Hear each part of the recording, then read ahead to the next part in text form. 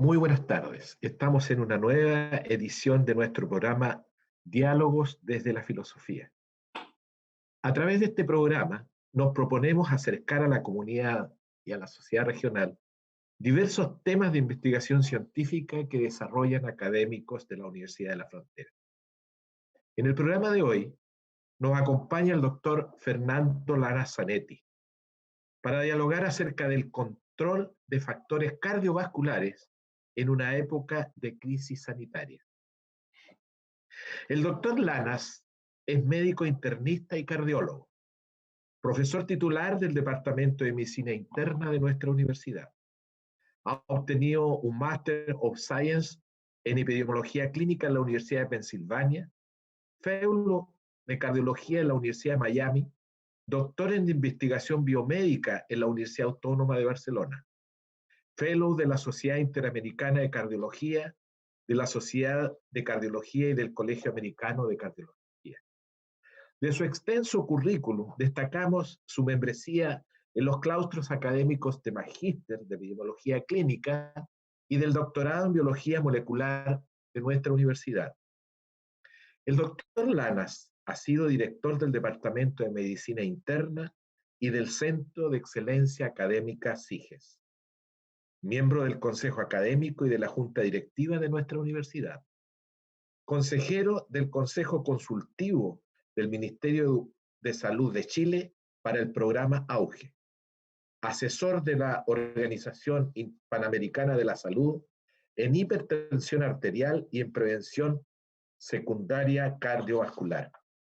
Nuestro invitado fue reconocido con el premio al mejor investigador en cardiología en América Latina de la Sociedad Interamericana de Cardiología el año 2015. Actualmente, el doctor Lana es miembro de la Academia de Medicina del Instituto de Chile, presidente de la Sociedad Chilena de Hipertensión y vicepresidente de la Sociedad Interamericana de Cardiología.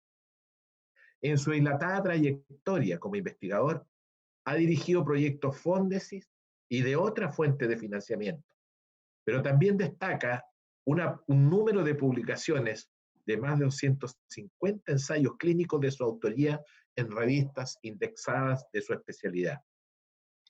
La Universidad de la Frontera, el año 2015, le reconoció como académico y científico al otorgarle la medalla Trayectoria Académica. Por lo tanto, es un honor para nosotros contar con un invitado como el doctor Fernando Lanas en nuestro programa Diálogos desde la Filosofía. Doctor Lanas, muy buenas tardes. Hola Rubén, encantado de estar en tu programa. Doctor Lanas, las enfermedades cardiovasculares, hasta antes de la crisis sanitaria que hoy estamos viviendo, eran la principal causa de muerte en Chile y en el mundo. Según he leído en sus estudios, las principales causas de esta enfermedad son la cardiopatía isquémica y el accidente cardiovascular. ¿Podría usted comentar algunas razones por las cuales las enfermedades cardiovasculares son tan diseminadas y se presentan con tanta fuerza en nuestra sociedad? Sí, claro, encantado. Mira, uno sabe que en el pasado, digamos, hasta el siglo pasado, esencialmente eran las enfermedades infecciosas las que diezmaban la población, la tuberculosis, antes la lepra, y por supuesto las epidemias, ¿no? Y en estos mediados del siglo XX y siglo XXI, las enfermedades crónicas, y dentro de esto las enfermedades cardiovasculares han pasado a predominar. Hay un estudio que es súper interesante que hicieron un grupo inglés muy sencillo. En un pequeño pueblo de Estados Unidos, Inglaterra ha mantenido una población muy estable a lo largo del tiempo. Y como a partir de 1800 empezaron a contar las muertes y las autopsias que mostraban que la causa era un infarto. Y en esa época era súper raro que la gente tuviera infarto cardíaco, es casi increíble, porque ahora la principal causa de muerte lejos es la enfermedad aterosclerótica, viendo de ella el infarto, ¿no? Y esa época era raro. Y siguió siendo raro hasta como el comienzo de la Segunda Guerra Mundial. Y de ahí se disparó y pasó a ser muy frecuente. Eso es un estudio que todavía es muy interesante porque ilustra muy bien que la enfermedad cardiovascular es una enfermedad, si tú quieres, del medio ambiente. Es una enfermedad que viene de nuestro estilo de vida, del medio ambiente que vivimos de sociedad occidentalizada. Entonces eso es, digamos, es nuestro estilo de vida el que condiciona que desarrollemos estas enfermedades.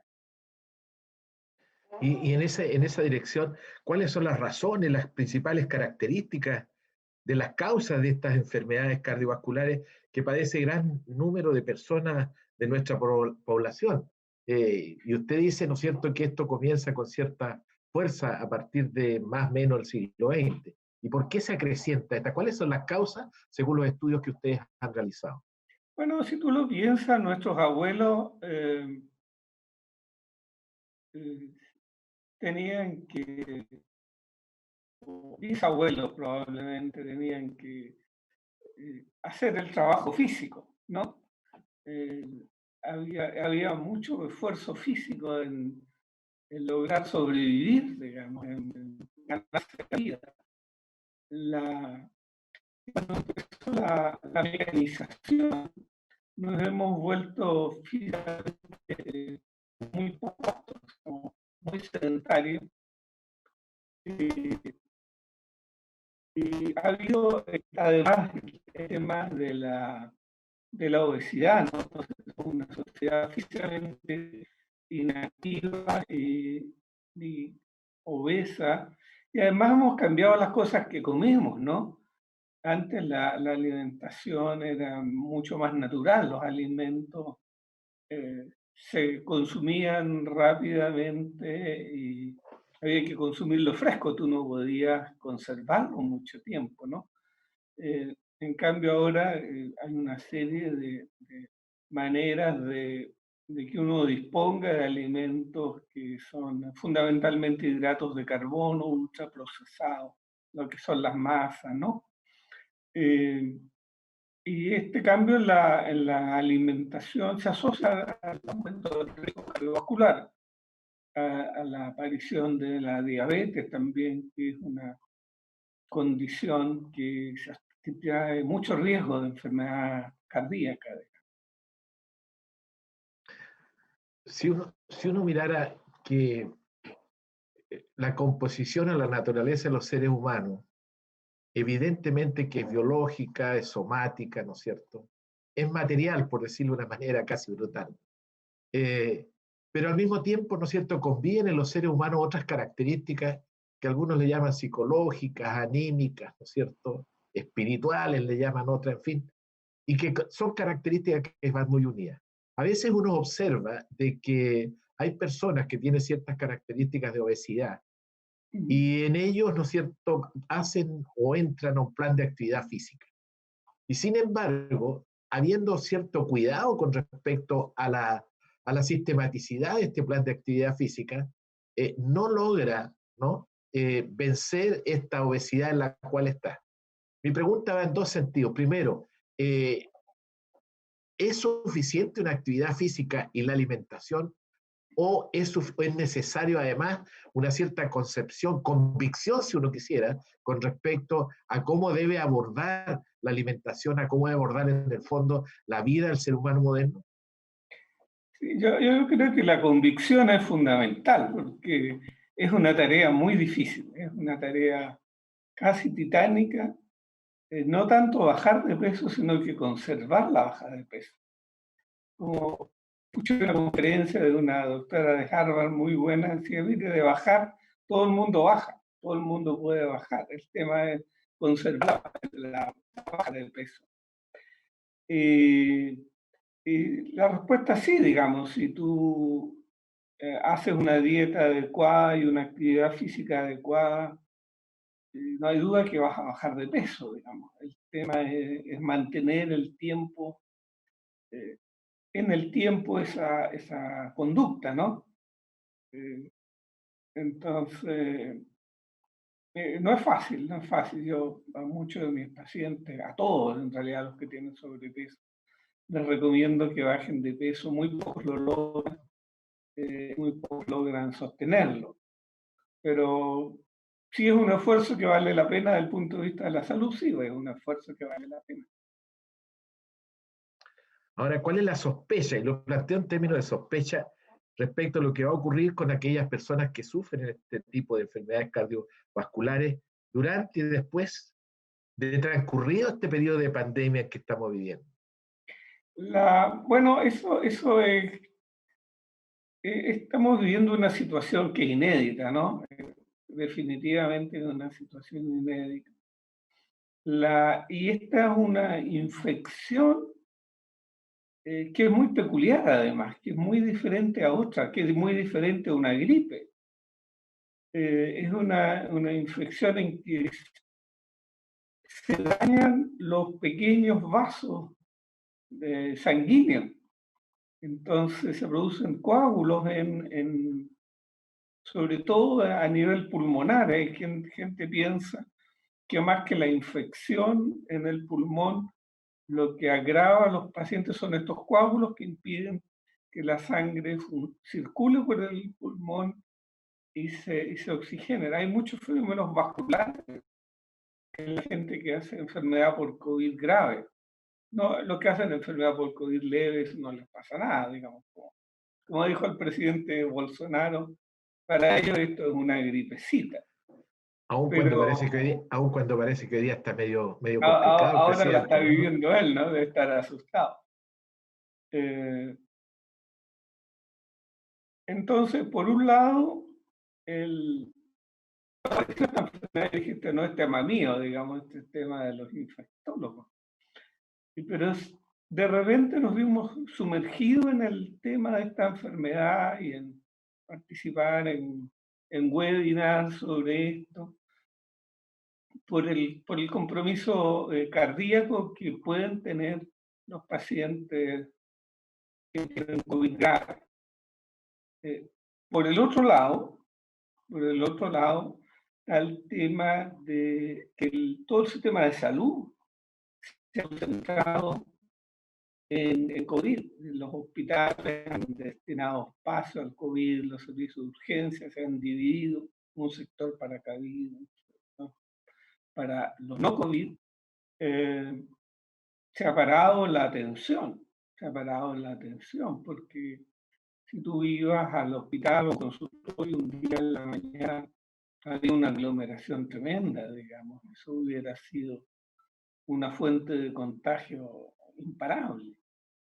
Entonces, por un lado, ha sido bueno evitar estas aglomeraciones, evitar contagios, pero por otro lado, personas han perdido el acceso a la salud, digamos, al acceso a la prevención, que podemos conversar un poco de eso, tan por lo menos en cardiovascular, es tan poderosa la prevención, ¿no? Este es un tema, la gente que tiene las enfermedades que llevan a la enfermedad cardiovascular, que es la presión alta, el colesterol alto, el azúcar alta, no han tenido acceso a sus controles, entonces no hay duda que su presión va a estar peor controlada, que su diabetes va a estar peor controlada.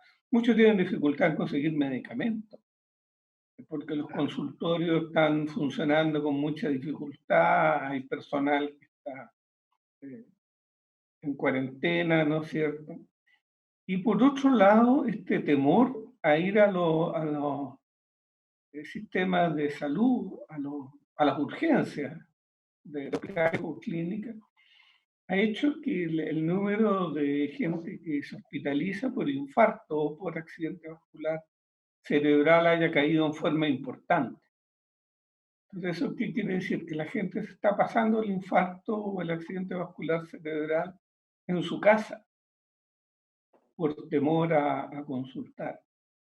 Eso es un problema porque las intervenciones, o sea, quiero decir, los tratamientos, eso quiero decir, ¿no?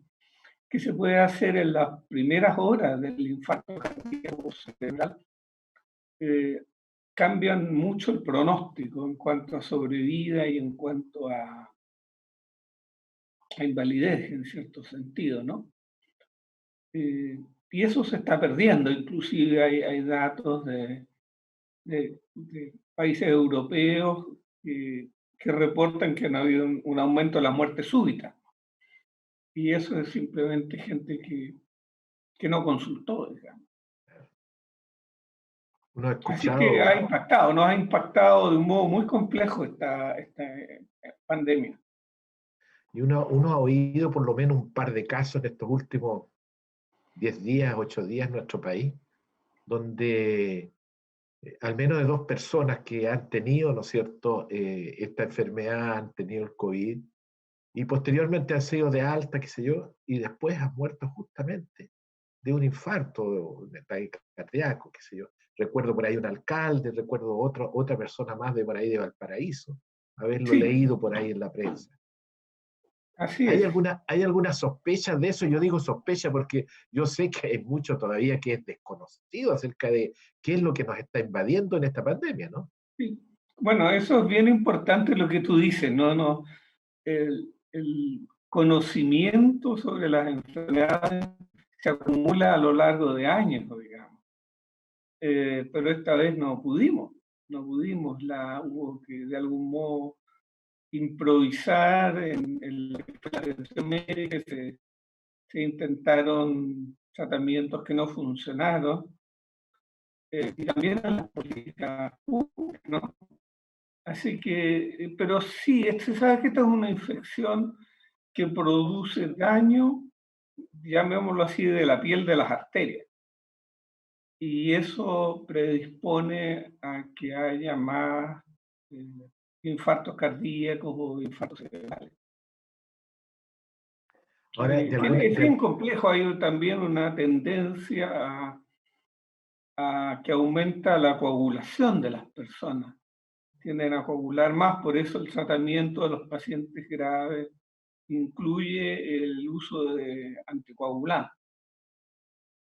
ahora, claro, a este grupo de riesgo, si pudiéramos llamarlo así, ¿no? Aun cuando usted ya ha dicho algunas cosas, pero un poco más directamente, ¿qué recomendaciones diría usted? Mire, todas las personas que son de grupo de riesgo sobre enfermedades cardiovasculares, es bueno que tengan un control, pero más específicamente, ¿qué le sugeriría a usted?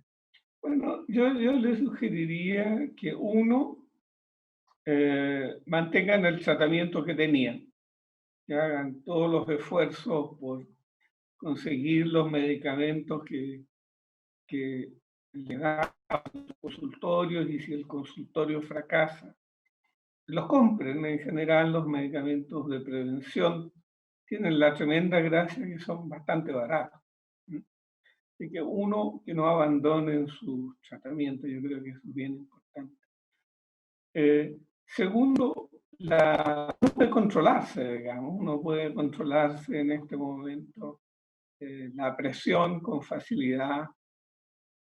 Hay equipos automáticos que son muy confiables, los diabéticos pueden controlarse la glicemia. Obviamente controlarse el peso en este periodo, la Algo actividad no fácil, ¿no? física. ¿Ah? Algo no fácil, Bueno, por me el mandan encierro. de estos memes que circulan, ¿no? Uno decía, ¿cómo han cambiado los dichos? Antes decían, todos los caminos conducen a Roma.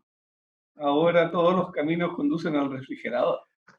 Así que, pero bueno, que traten de hacer actividad física. Y si hay cuarentena, bueno, que caminen en la casa, ¿no? Se ejerciten. En la casa hay una serie de programas, de ejercicios disponibles en Internet último caso dentro de la casa, de punta a punta la casa, ¿no es cierto?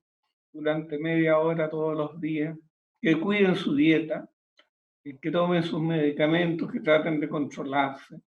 Y bueno, los consultorios algo de actividad tienen, el ministerio está preocupado de tratar de que la gente que tiene estas enfermedades crónicas no pierda sus controles, sea con visitas presenciales o por teleasistencia, ¿no? Así que traten de ir a su proveedor habitual de salud y vean si hay posibilidad de controlarse, ¿no?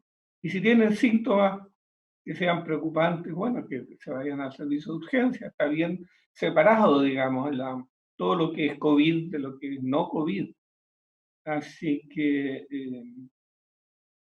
es mucho más el riesgo de no ir que el riesgo de infectarse. Y además, afortunadamente, nuestra región es de las que después de un muy mal comienzo ha andado bien, digamos, parece que la gente se ha cuidado en la región y si uno lo compara con el resto del país, estamos relativamente favorecidos. Claro. En algunos de los artículos que usted ha publicado dice que los factores de riesgo de las enfermedades cardiovasculares son fáciles de identificar y teóricamente prevenibles y tratables. Sí. Sin embargo, el control de ellas es muy limitado en países de ingresos bajos y medios, como es el caso de nuestro país. ¿Por qué considera usted que es difícil, ¿no?, controlar este tipo de enfermedades en las sociedades de estas características como la nuestra? Déjame ir un paso más atrás. ¿Cuáles son los factores de riesgo, no? Yeah. Nosotros hicimos hace unos 15 años un estudio que se llamó Interheart, que fue un estudio, llamémoslo mundial, digamos, 52 países, en el cual tomamos gente que se hospitalizó por infarto y gente que no tenía infarto, que llamamos un grupo control, ¿no? Que podía ser hospitalizados por otra causa o personas de la población en general. Y definimos que el 90% de los infartos depende de 9 factores de riesgo. Eso fue una tremenda contribución, porque si tú buscas en la literatura puedes encontrar miles de causas de infarto, pero ¿cuáles son las que realmente pesan, no? Y las que realmente pesan, tú las sabes también como yo, digamos, de todo el mundo sabe. Presión alta, colesterol alto, diabetes, fumar, ser físicamente inactivo y obesidad abdominal, ¿no? Más la ausencia de algunos factores protectores, que era el ser físicamente activo, el comer una dieta más bien rica en frutas y verduras, y el consumo moderado de alcohol. O sea, el ser abstemio aumenta el riesgo de enfermedades cardiovasculares. El ser un bebedor moderado aumenta el riesgo de enfermedades cardiovasculares. El consumo moderado de alcohol se asocia con una disminución del riesgo de infarto. La mala noticia es que se asocia a un aumento del riesgo de cáncer. Así que no nos salvamos. Bueno, dicho eso, las cosas que yo te he dicho son fácilmente identificables. Es muy fácil saber si es que la persona es honesta en su autoevaluación, si es físicamente activo o inactivo. Es muy fácil saber si tiene sobrepeso o no tiene sobrepeso, si es diabético, si tiene el colesterol alto, si tiene la presión alta. Son cosas muy fáciles de reconocer, digamos, ¿no? Tú no necesitas escáneres ni pruebas sofisticadas, la puedes identificar con mucha facilidad. Entonces, la que nosotros tuvimos en OMS unos años después fue que más o menos en América Latina y en general en el mundo, el 20% del peso tenía la presión incontrolada. la mitad ni siquiera sabía que era hipertenso, y de los que se trataban, que era la otra mitad, 2 de cada 3 tenían la presión buena y 3 de cada 5 tenían la presión alta. Ahora, ¿por qué? Es una mezcla, digamos, una mezcla de lo que se llama inercia terapéutica, es decir, su doctor, cuando encuentra que su presión no está bien controlada, no le cambia el tratamiento, no se le intensifica. Segundo, los pacientes no siguen mucho las indicaciones de estilo de vida y un poco más en la toma de medicamentos, pero como la gente que tiene hipertensión tiene muchas otras condiciones, al final el tomar muchos medicamentos viene a ser una barrera, ¿no?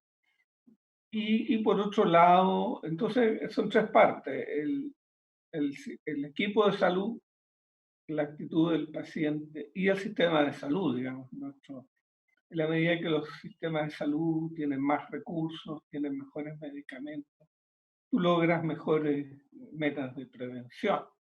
Canadá, Estados Unidos logran alrededor de un 60% de control de la hipertensión en la población general. En Chile ha mejorado desde que nosotros hicimos ese estudio, alrededor del 35%, y en otros países mucho menos.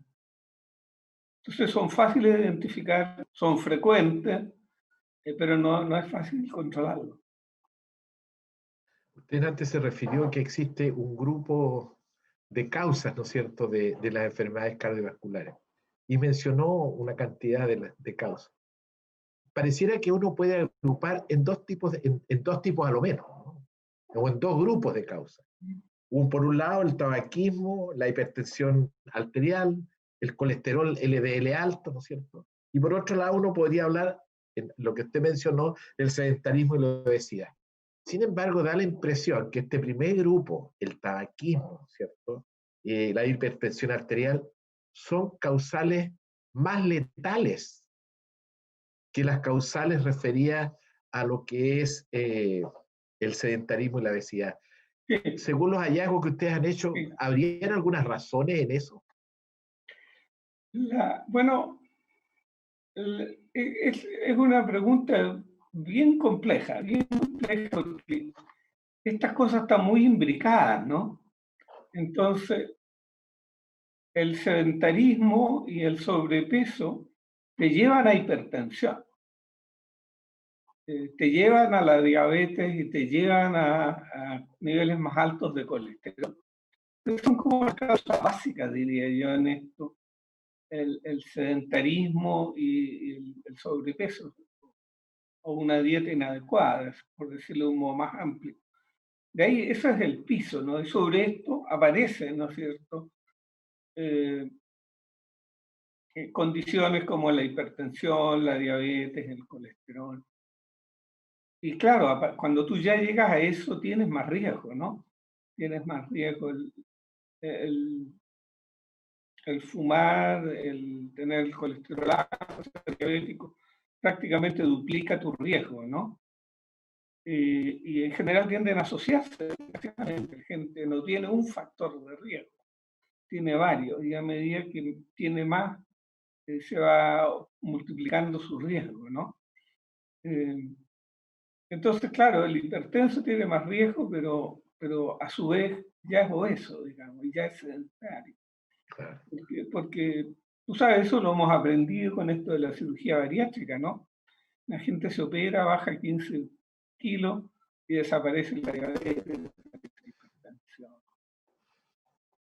Pero claro, uno no puede estar operando a todo el mundo, ¿no? No, claro, claro. Sería complicado. Y por otra parte, estas distinciones que uno hace son, podríamos decir, son distinciones más bien de tipo pedagógica para explicar o para estudiar, pero la vida humana, la complejidad está todo muy relacionado, ¿no? Sí, Estos factores de enfermedades, el tipo de sociedad en el que vivimos, ¿no? Las relaciones humanas que nosotros establecemos, en fin, al final todo está, ¿no es cierto?, muy vinculado, muy relacionado en esta maravillosa acción que es la vida de cada uno de nosotros, ¿no? Acción que desarrollamos y que sufrimos y que gozamos. Porque la vida tiene ese sentido, ¿no? Y quizás el hecho de que a veces suframos un poco es que nos permite también disfrutar de la vida. Doctor Lana, vamos a hacer una breve interrupción para ir a un segundo bloque. Vamos a la pausa.